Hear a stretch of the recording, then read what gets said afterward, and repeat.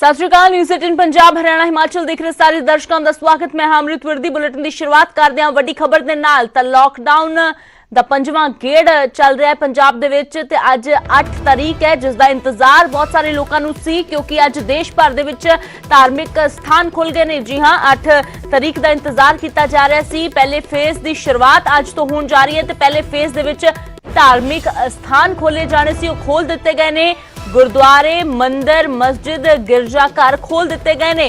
पंजाब दे विच सवेरे 5 बजे तो धार्मिक स्थान खुल गए ने, जिहड़े रात 8 बजे तक खुले रहणगे। ये छूट दी गई है सवेर दे 5 बजे तो लैके रात दे 8 बजे तक धार्मिक स्थानां नूं।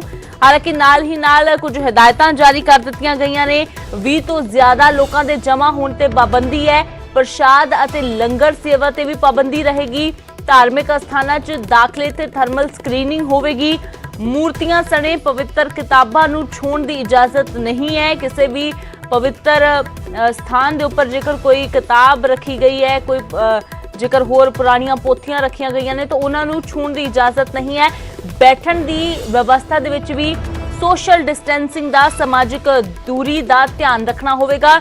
वड्डियां सभावां ते कीर्तन दरबार करवाउण ते भी पाबंदी है। तो इन्हां कुछ पाबंदियां दे नाल अज छूट दे दी गई है। अज तो खोल दिते गए ने धार्मिक स्थान, जिसका इंतजार बहुत सारे लोगों के वलों किया जा रहा सी। मंग बार बार उठ रही सी कि जदों बाकी कामां दे विच रियायत दी गई है, छूट दी गई है, तो धार्मिक स्थानां ते क्यों नहीं। तो हुण पहला फेज अज तो छूट का जिहड़ा शुरू होण जा रहा है।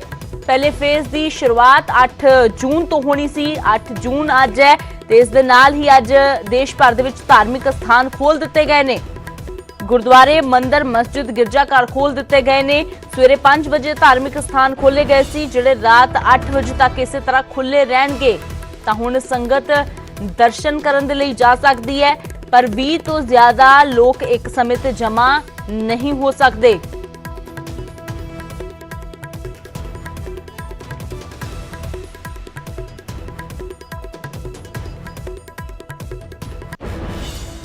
आज शुरुआत हो गई है पहले फेज की। 8 जून तो धार्मिक स्थान खोल दिते गए ने। किन्ना क लोकां दे विच उत्साह है, किन्ना क लोग बाहर कर रहे हैं धार्मिक स्थानां ते पहुंचण दे लई, दर्शन करन दे लई, अरदास करन दे लई, इस महामारी तो बचण दे लई। क्योंकि लोकां दे वल्लों कहा जा रहा सी कि जदों हुण दवा असर करना बंद कर दी है, तो दुआ जरूर असर लियाउंदी है, क्योंकि अजे तक कोरोना की वैक्सीन नहीं बनी है।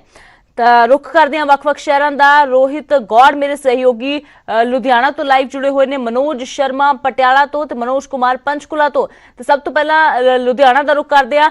तो रोहित, अज का इंतजार बहुत सारे लोगों वालों किया जा रहा सी। धार्मिक स्थान खोलने की मंग जिहड़ी की जा रही सी, वो पूरी हो गई है। फिलहाल किस तरह दी तस्वीरां तुसीं अपने आस पास देख सकते हो? किन्ने क लोग घरां तो बाहर निकले ने धार्मिक स्थानां दे दर्शनां लई? जी बिल्कुल अमृत, इस वे मैं लुधियाना शहर के दुर्गा माता मंदिर के मौजूद है, जोड़ा कि लुधियाना का सब तो पुराना मंदिर है वै। और इस मंदिर की तस्वीरें मैं तुहानूं दिखाना चाहूँगा कि जोड़े दरवाजे ने वो हजे बंद किए हुए हैं, क्योंकि आरती की जा रही है। और आरती के टाइम भी बहुत घट लोग रहन, इस करके इसका खासा तौर पर एहतियात रखा जा रहा है। और उस दे नाल तुसीं एक चीज़ मैं तुहानूं दिखाना चाहूँगा कि हरे गेट के बाहर गोले बना दिए गए हैं। 2 गज की दूरी के जोड़े जी डिस्टेंस हैगी है, उसके उत्ते खासा तौर पर ध्यान रखा जा रहा है। और इस नाल मैं तुहानूं दिखाना चाहूँगा कि गेट के कोल सैनिटाइज भी रखा गया है, कि ताकि जेकर कोई भी श्रद्धालु आवे तो वह पहला अपने आप को सैनिटाइज करे, सैनिटाइज करके ही अंदर जाए। क्योंकि हर शख्स ने बाहरों आना है तो अंदर आके किसी ना किसी चीज़ में उन्हें हाथ भी लगाना है। तो इस चीज़ का भी खासा तौर पर एहतियात जोड़ा है वो रखा जा रहा है। दुर्गा माता मंदिर की तस्वीरां हैगियां ने, आरती चल रही है। सारे न्यूज़ 18 के दर्शकों को सब तो पहला आरती दिखा रहे हैं। दुर्गा माता मंदिर की आरती जी हो रही है, और एक डिस्टेंस बनाए रखे हुए हैं जोड़े इतने लोग हैगे ने, इतने प्रबंधक हैगे ने, इतने कर्मचारी हैगे ने। तमाम वो लोग इतने इसलिए पहुँचे हुए हैं जोड़े कि इतने अंदर कर्मचारी हैगे ने। आरती करवाई जा रही है, ये देख सकते हैं।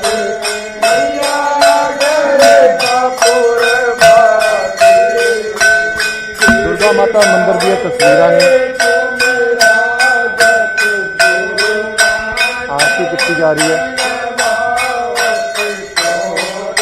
और श्रद्धालु जोड़े है वो आने शुरू हो चुके हैं। सवेरे 5 बजे तो ही इस मंदिर के जोड़े पट सीगे वो खोल दिए गए थे और 7 बजे के करीब जी आरती होती है दुर्गा माता मंदिर की, उस आरती में असीं अज तुहानूं लाइव दिखा रहे हैं क्योंकि 22 मार्च तो तमाम जोड़े मंदिर सीगे बंद कर दिए गए थे, उन्हें पट बंद कर दिए गए थे। आरती होंदी सी, अंदर पूजा पाठ होंदी सी, पर उस वेले सिर्फ महज चंद लोग ही इस मंदिर के होंदे सीगे ते इस चीज़ का खासा तौर पर ध्यान रखा जाता सीगा कि कोई भी शख्स अंदर ना आवे। पर हुण सरकार पक्षों हरेक शख्स को अलो कर दिता गया है कि वो आके इत्थे दर्शन कर सकता, माता के मंदिर में आके मत्था टेक सकता है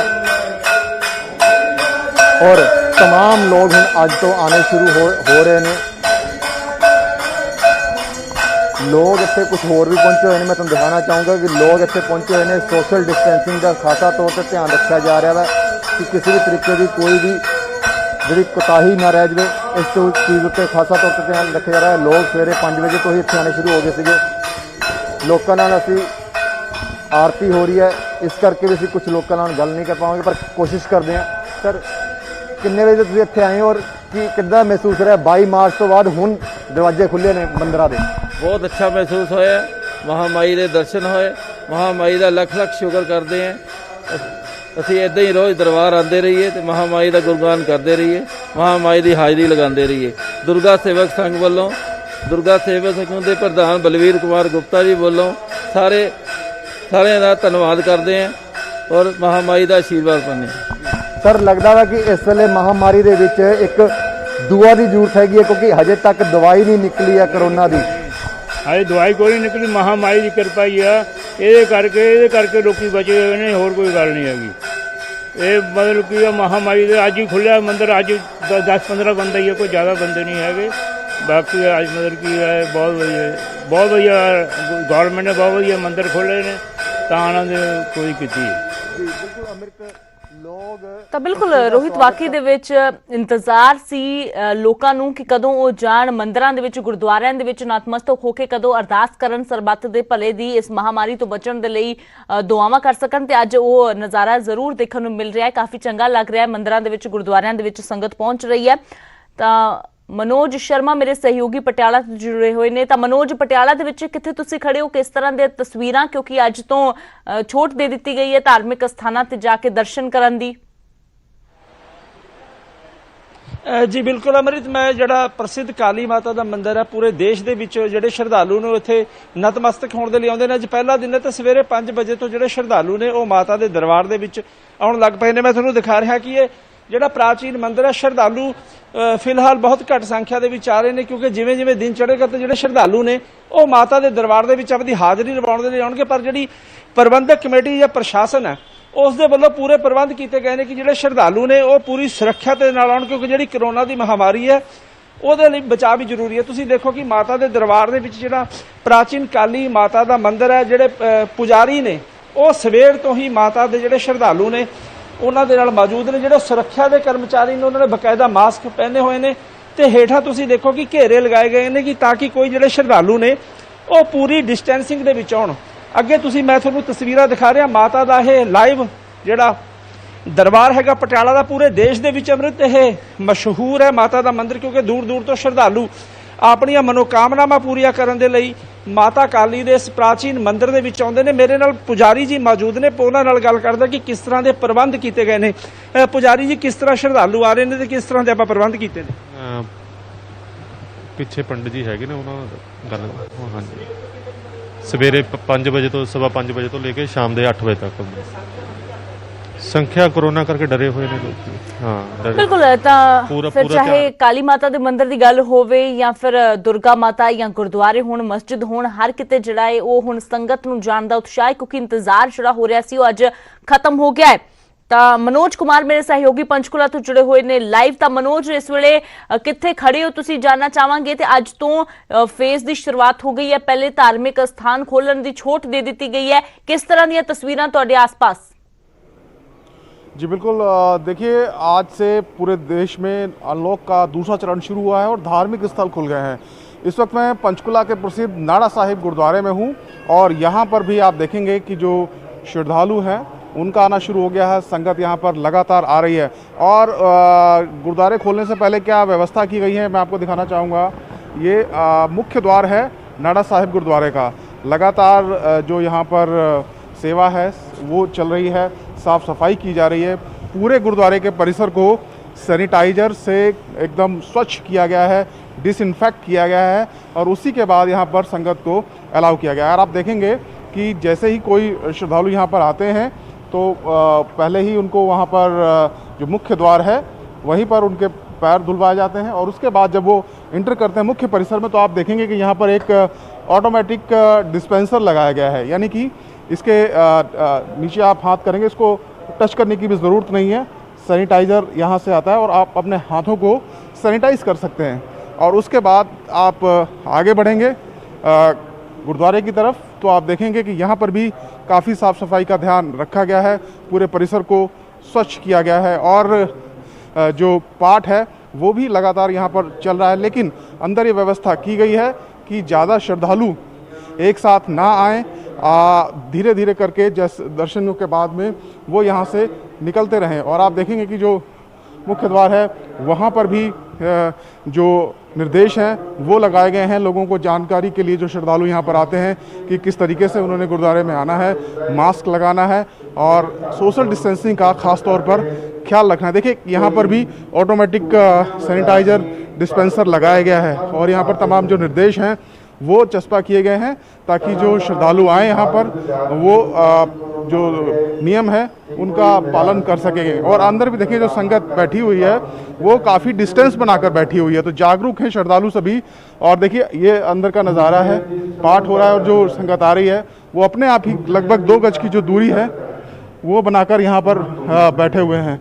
और देखिए यहाँ पर आप देखिए आपको दिखाना चाहेंगे जो निर्देश हैं कि मास्क लगाना है, हाथों को सैनिटाइज करना है, उचित दूरी बनानी है और सर ढकने का भी यहाँ पर जो निर्देश है वो दिया गया। हमारे साथ मनजिंदर सिंह हैं जो यहाँ व्यवस्थाएं देखते हैं तो इनसे जानते हैं क्या व्यवस्थाएं की गई है। मनजिंदर जी थोड़ा आगे आए जी, ये बताइए कि किस तरीके से यहाँ पर आप आज उधर बैठने की व्यवस्थाएं कर रहे हैं। वाहिगुरू जी का खालसा वाहिगुरू जी की फतेह। जो साढ़े इत्थे गुरुद्वारा नाडा साहिब विखे बहुत ही सूझवान मैनेजर साहब सरदार जगीर सिंह जिन्हों ने सारी संगत नूं सारे स्टाफ नूं बड़े चंगे ढंग तरीके नाल सचेत किया है।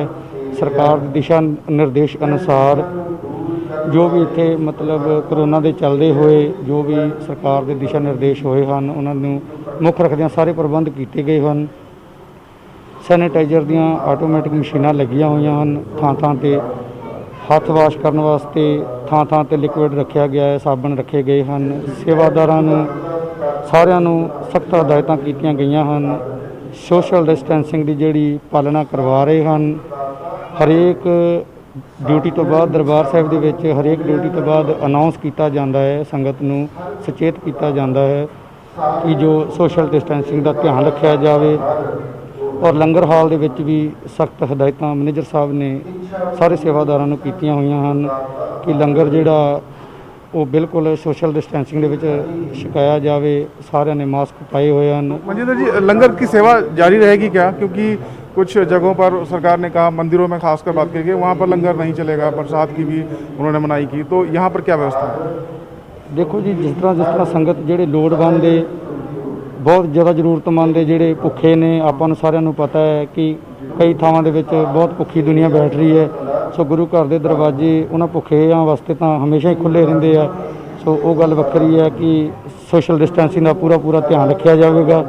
ਸੋ ਸਾਰਿਆਂ ਨੂੰ ਜਿੱਦਾਂ ਵੀ ਬੇਨਤੀ ਹੈ ਕਿ ਜੋ ਵੀ ਆਪਣੇ ਗੁਰਦੁਆਰਾ ਸਾਹਿਬ ਵਿਖੇ ਦਰਸ਼ਨ ਕਰਨ ਆ ਰਹੇ ਹਨ ਜਾਂ ਲੰਗਰ ਛਕ ਰਹੇ ਹਨ ਸਾਰਿਆਂ ਨੂੰ ਬੇਨਤੀ ਹੈ ਕਿ ਉਹ ਆਪਣੇ ਮਾਸਕ ਤੇ ਆਪਣੇ ਰੁਮਾਲ ਸਿਰ ਢੱਕ ਕੇ ਆਉਣ। ਸਾਰੇ ਆਪਣੇ ਪੂਰੀ ਜਿੱਦਾਂ ਪੂਰੀ ਆਪਣੀ ਸੋਸ਼ਲ ਡਿਸਟੈਂਸਿੰਗ ਦਾ ਵੀ ਧਿਆਨ ਰੱਖਣ ਤੇ ਸਾਰੇ ਸਰਕਾਰ ਦੀਆਂ ਦਿਸ਼ਾ ਨਿਰਦੇਸ਼ ਅਨੁਸਾਰ ਸਾਰੇ ਸੋਸ਼ਲ ਡਿਸਟੈਂਸਿੰਗ ਦੀ ਪਾਲਣਾ ਕਰਨ, ਸਰਕਾਰ ਦੇ ਦਿਸ਼ਾ ਨਿਰदेशों की पालना करनी जी। धन्यवाद थोड़ा। तो ये देखिए जो व्यवस्थाएं हैं उसके बारे में जानकारी दी जा रही है। खासकर गुरुद्वारों की हम बात करें तो लगातार संकट के समय में भी लंगर जारी रहा, ज़रूरतमंद लोगों को खाना पहुंचाया गया। तो एहतियात के साथ यहाँ पर जो लंगर की सेवा है वो भी जारी रहेगी जी। हम ਬਿਲਕੁਲ ਮਨੋਜ, ਬੇਸ਼ੱਕ ਲੰਗਰ ਨੂੰ ਛਕਾਉਣ ਤੇ ਪਾਬੰਦੀ ਹੈ, ਪਰ ਲੋੜਵੰਦਾਂ ਨੂੰ ਅਤੇ ਜਿਹੜੇ ਭੁੱਖੇ ਲੋਕ ਨੇ, ਜ਼ਰੂਰਤਮੰਦ ਲੋਕ ਨੇ, ਉਹਨਾਂ ਦੇ ਲਈ ਲੰਗਰ ਘਰ ਦੇ ਦਰਵਾਜ਼ੇ ਹਮੇਸ਼ਾ ਤੋਂ ਹੀ ਖੁੱਲੇ ਰਹਿੰਦੇ ਸੀ ਤੇ ਇਹੀ ਕਿਹਾ ਗਿਆ ਕਿ ਅੱਗੇ ਵੀ ਖੁੱਲੇ ਰਹਿਣਗੇ। ਰੁਕ ਕਰਦੇ ਹਾਂ ਅੰਮ੍ਰਿਤਸਰ ਦਾ ਰਾਜੀਵ ਸ਼ਰਮਾ ਮੇਰੇ ਸਹਿਯੋਗੀ ਲਾਈਵ ਜੁੜੇ ਹੋਏ ਨੇ। ਤਾਂ ਰਾਜੀਵ, ਅੰਮ੍ਰਿਤਸਰ ਦੇ ਵਿੱਚ ਜਦੋਂ ਤੋਂ ਪਾਬੰਦੀ ਸ਼ੁਰੂ ਹੋਈ 22 ਮਾਰਚ ਤੋਂ ਲੈ ਕੇ ਹੁਣ ਤੱਕ ਇੰਤਜ਼ਾਰ ਦੁਨੀਆ ਭਰ ਦੇ ਵਿੱਚ ਕੀਤਾ ਜਾ ਰਿਹਾ ਸੀ ਕਿ ਕਦੋਂ ਤੋਂ ਆਖਿਰਕਾਰ ਉਹ ਦਰਬਾਰ ਸਾਹਿਬ ਦੇ ਦਰਸ਼ਨ ਕਰ ਸਕਣਗੇ। ਤਾਂ ਫਿਲਹਾਲ ਅੱਜ ਉਹ ਦਿਨ ਆ ਗਿਆ ਹੈ। ਕਿਸ ਤਰ੍ਹਾਂ ਦੀਆਂ ਤਸਵੀਰਾਂ ਤੁਹਾਡੇ ਆਸ-ਪਾਸ, ਕਿਸ ਤਰ੍ਹਾਂ ਦਾ ਸੰਗਤ ਦਾ ਉਤਸ਼ਾਹ ਤੁਸੀਂ ਦੇਖ ਸਕਦੇ ਹੋ? ਜੀ ਹਾਂ ਅੰਮ੍ਰਿਤ, ਹਰਮੰਦਰ ਸਾਹਿਬ ਜੇਕਰ ਅਸੀਂ ਲਾਕਡਾਊਨ ਦੇ ਤੁਸੀਂ ਜ਼ਿਕਰ ਕੀਤਾ ਕਿ 22 ਮਾਰਚ ਤੋਂ ਦੇਸ਼ ਦੇ ਵਿੱਚ ਲਾਕਡਾਊਨ ਸੀ, ਉਦੋਂ ਤੋਂ ਧਾਰਮਿਕ ਸਥਾਨਾਂ ਨੂੰ ਇਹ ਬੰਦ ਕੀਤਾ ਗਿਆ ਸੀ। ਪਰ ਹਰਮੰਦਰ ਸਾਹਿਬ ਦੀ ਜੋ ਮਰਿਆਦਾ ਉਸ ਅਨੁਸਾਰ ਇਸ ਨੂੰ ਬੰਦ ਤਾਂ ਨਹੀਂ ਕੀਤਾ ਗਿਆ ਸੀ, ਪਰ ਸੰਗਤ ਦੀ ਜਿਹੜੀ ਆਮਦ ਹੈ ਉਹ ਕਿਤੇ ਨਾ ਕਿਤੇ ਨਾ ਦੇ ਬਰਾਬਰ ਰਹੀ ਸੀ। ਪਰ ਹੌਲੀ ਹੌਲੀ ਸੰਗਤ ਜਿਹੜੀ ਉਹ ਦਰਸ਼ਨਾਂ ਦੇ ਲਈ ਇੱਥੇ ਪਹੁੰਚਦੀ ਰਹੀ ਹੈ। ਤਾਂ ਅੱਜ ਔਪਚਾਰਿਕ ਤੌਰ ਤੇ ਜਿਹੜਾ ਧਾਰਮਿਕ ਸਥਾਨਾਂ ਨੂੰ ਖੋਲ੍ਹਣ ਦਾ ਐਲਾਨ ਭਾਰਤ ਸਰਕਾਰ ਵੱਲੋਂ ਕਰ ਦਿੱਤਾ ਗਿਆ ਸੀ ਔਰ ਅੱਜ ਪਹਿਲਾਂ ਵਾਲੀ ਰੌਣਕ ਤਾਂ ਨਹੀਂ ਹੈ, ਪਰ ਸ਼ੁਰੂਆਤ ਜਿਹੜੀ ਹੈ ਉਹ ਹੋ ਚੁੱਕੀ ਹੈ। ਸੰਗਤ ਦੀ ਆਮਦ ਜਿਹੜੀ ਹੈ ਉਹ ਪਹਿਲਾਂ ਨਾਲੋਂ ਅੱਜ ਵਧੀ ਹੈ। ਹਾਲਾਂਕਿ ਸਵੇਰ ਦਾ ਸਮਾਂ, ਹੌਲੀ ਹੌਲੀ ਹੋਰ ਵੀ ਸੰਗਤ ਆਏਗੀ, ਪਰ ਸੰਗਤ ਦੇ ਇੱਥੇ ਆਉਣ ਤੋਂ ਪਹਿਲਾਂ ਜਿਹੜੇ ਇੰਤਜ਼ਾਮ ਕੀਤੇ ਜਾ ਰਹੇ ਨੇ, ਮੈਂ ਉਹ ਵੀ ਤਸਵੀਰ ਦਿਖਾਉਣੀ ਚਾਹੁੰਦਾ ਕਿ ਜਦੋਂ ਲਾਕਡਾਊਨ ਲੱਗਿਆ ਸੀ ਉਸ ਤੋਂ ਪਹਿਲਾਂ ਹੀ ਇੱਥੇ ਸੋਸ਼ਲ ਡਿਸਟੈਂਸਿੰਗ ਔਰ ਜਿਹੜਾ ਸੈਨੀਟਾਈਜ਼ਰ ਹੈ ਉਹ ਪਹਿਲਾਂ ਤੋਂ ਹੀ ਇੱਥੇ ਵੱਖ-ਵੱਖ ਥਾਵਾਂ ਤੇ ਜਿਹੜੇ ਸੇਵਾਦਾਰ ਨੇ, ਉਹ ਜਿੰਨੇ ਵੀ ਅੰਦਰ ਸ਼ਰਧਾਲੂ ਦਰਸ਼ਨ ਕਰਨ ਦੇ ਲਈ ਜਾਂਦੇ ਨੇ, ਉਹਨਾਂ ਨੂੰ ਸੈਨੀਟਾਈਜ਼ਰ ਦੇ ਨਾਲ ਉਹਨਾਂ ਦੇ ਹੱਥ ਧਵਾਏ ਜਾਂਦੇ ਨੇ। ਔਰ ਇਸ ਤੋਂ ਇਲਾਵਾ ਜਿਹੜੀ ਸਕਰੀਨਿੰਗ ਹੈ ਉਸ ਦਾ ਵੀ ਕੰਮ ਲਗਾਤਾਰ ਜਾਰੀ ਹੈ। ਸਿਹਤ ਵਿਭਾਗ ਦੀ ਜਿਹੜੀ ਟੀਮ ਹੈ ਉਹ ਇੱਥੇ ਪਹਿਲਾਂ ਤੋਂ ਤੈਨਾਤ ਕੀਤੀ ਗਈ ਹੈ ਔਰ ਤੁਸੀਂ ਦੇਖੋ ਕਿ ਜਿਹੜੀ ਸੰਗਤ ਦਰਸ਼ਨ ਕਰਨ ਦੇ ਲਈ ਆ ਰਹੀ ਹੈ, ਇਹਨਾਂ ਦੇ ਨਾਲ ਵੀ ਅਸੀਂ ਗੱਲ ਕਰਦੇ। ਭਾਈ ਸਾਹਿਬ, ਅੱਜ ਧਾਰਮਿਕ ਸਥਾਨ ਖੋਲ੍ਹੇ ਜਾ ਰਹੇ ਨੇ, ਤੁਸੀਂ ਦਰਸ਼ਨਾਂ ਦੇ ਲਈ ਜਾ ਰਹੇ ਹੋ, ਤਾਂ ਕਿੰਨੀ ਕੁ ਖੁਸ਼ੀ ਵਾਲੀ ਗੱਲ ਹੈ? ਬਹੁਤ ਵੱਡੀ ਖੁਸ਼ੀ, ਇਸ ਤੋਂ ਵੱਡੀ ਖੁਸ਼ੀ ਹੋ ਨਹੀਂ ਸਕਦੀ ਜੀ। ਨਾਲ ਮਹਾਰਾਜ ਕਿਰਪਾ ਕਰੇ, ਬਿਮਾਰੀ ਵੀ ਦੂਰ ਹੋਵੇ ਤੇ ਖੁੱਲੀ ਸੰਗਤ ਆਵੇ, ਸਾਰੇ ਮਹਾਰਾਜ ਦੀ ਕਿਰਪਾ ਨਾਲ ਦਰਸ਼ਨ ਕਰਨ, ਹਰਿਮੰਦਰ ਸਾਹਿਬ ਆ ਗਏ ਤੇ ਅਰਦਾਸ ਕਰਨ ਕਿ ਵੱਧ ਤੋਂ ਵੱਧ ਜਲਦੀ ਤੋਂ ਜਲਦੀ ਬਿਮਾਰੀ ਦੂਰ ਜਾਵੇ ਤੇ ਸਰਬੱਤ ਦਾ ਭਲਾ ਹੋਵੇ।